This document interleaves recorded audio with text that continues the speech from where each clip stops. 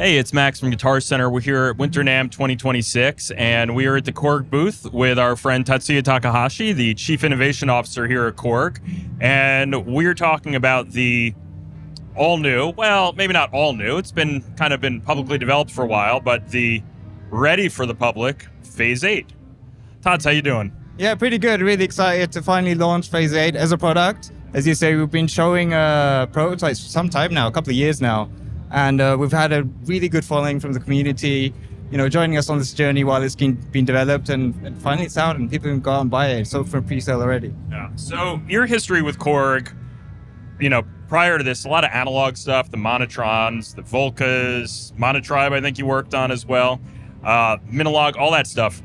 This is a very different type of synthesis. Tell us what was the initial kind of spark behind this idea?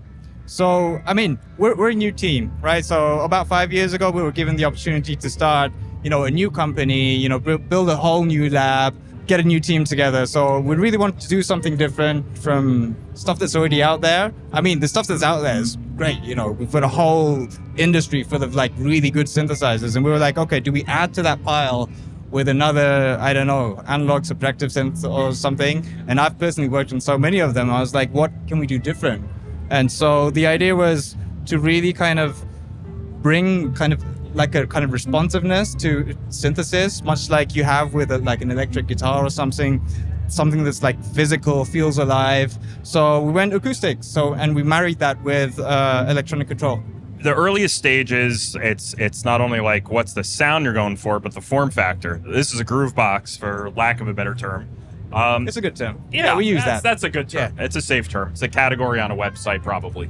What does this instrument style offer you?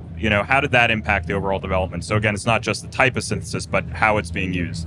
Yeah, absolutely. So this is acoustic synthesis in a product for the first time, and we do plan to put out more products. So this is one rendition of what acoustic synthesis can do, and we wanted to keep it quite open. So we were asking questions, is it a tonal synthesizer? Is it more percussive? And so we kind of wanted to do both. On Phase 8, you can do very kind of percussive envelopes, and you can even go into more drawn out, infinite sustain kind of sound. So really kind of organ type.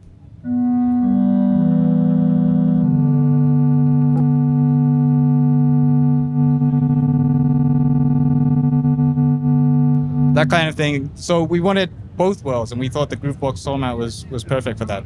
That sound just now that you were doing, just before you kind of tweaked it a little bit, it almost sounded like a pump organ a little bit to my ear. Just the smoothness of it, a little rolled off. Hints of what's more to come, maybe a keyboard version.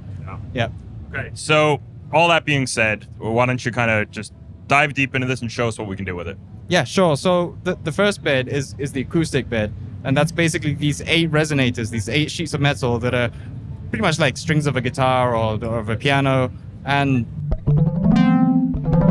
it ships with 13 resonators, and of which 8 you can put in here with a scale of your liking, and you can obviously strum them, but also with the electronic control we can trigger them.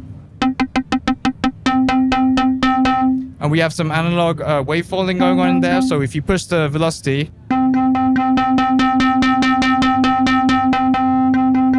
you hear it brings in, a bit more richness to the tone as well. Obviously, it's a Groovebox, so you can step sequence.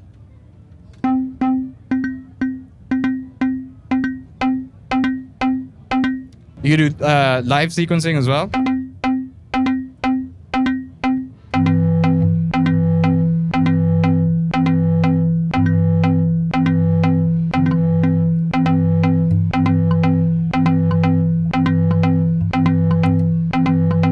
You can do polymetric sequencing, so you have each voice can have its own sequence length.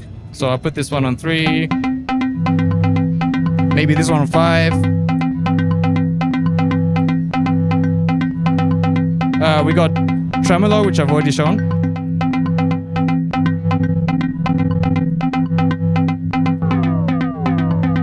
And we got this really cool thing. We call it it's a mouthful. We call it audio rate pitch relative modulation. So the brains inside Phase 8 knows what the frequencies, the natural frequencies of these resonators are, and it applies a different modulation signal to each one depending on that frequency.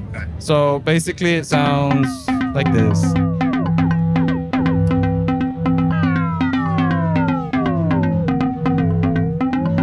And these can be quantized to be harmonic intervals of that frequency.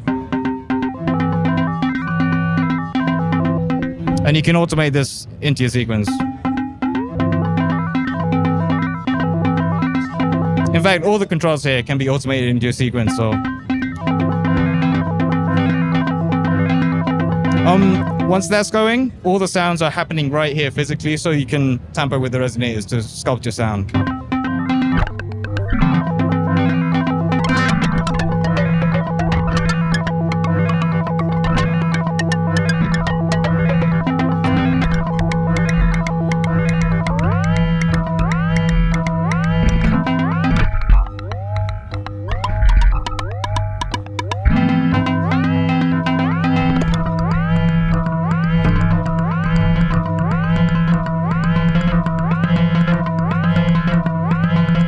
It's got all the ins and outs so it can integrate with your software or hardware setup. I've got a very simple setup here. I'm just syncing to a Volca kick here. And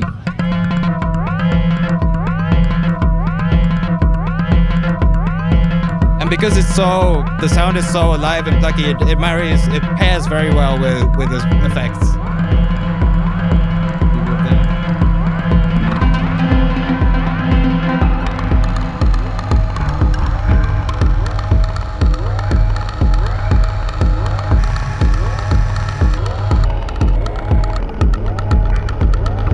Shouts out to Chase Bliss, by the way. They make wonderful pedals.